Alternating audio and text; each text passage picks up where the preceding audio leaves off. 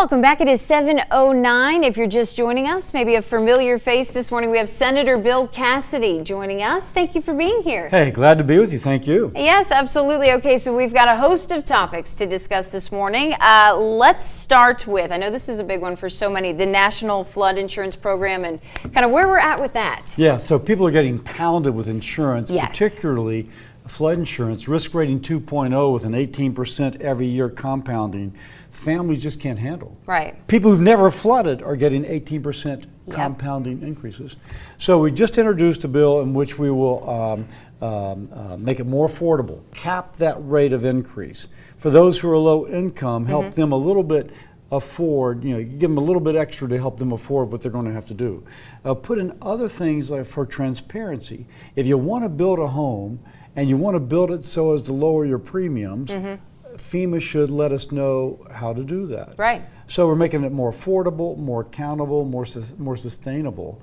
We're working hard on that. Very important, and I know, like I said, a lot of viewers at home concerned about that. Let's talk a little bit about lowering education costs and Debt Act, another big one. Yeah, so the President Biden is just doing what he is calling debt forgiveness, for student loan debt forgiveness. It's not debt forgiveness. It transfers the paying back of those loans to people who either never took them or who sacrificed to pay back their loans. And by the way, he's doing nothing to fix the underlying problem.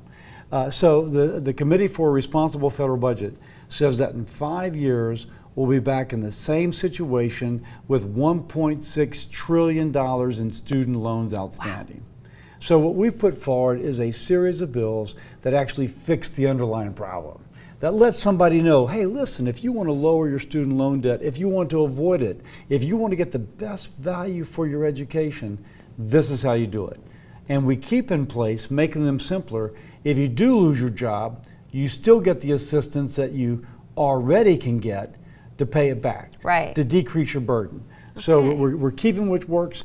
We're trying to fix the underlying problem. Okay, like that one a lot. Okay, how about what's going on with the broadband throughout our rural areas? That's a big one. There's lots of good things in the bipartisan infrastructure bill that helps our state catch up to where it should be and builds an economy for the future. Broadband is one of those things.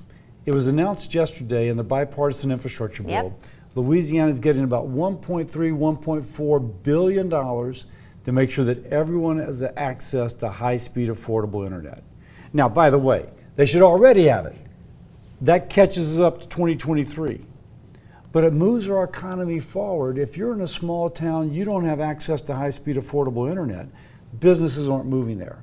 Wives are not going to let their families move there. Very true. She's going to say, hey, no, I'm not going there. It doesn't have this, it doesn't have that. We're off the grid, yeah. Think about it.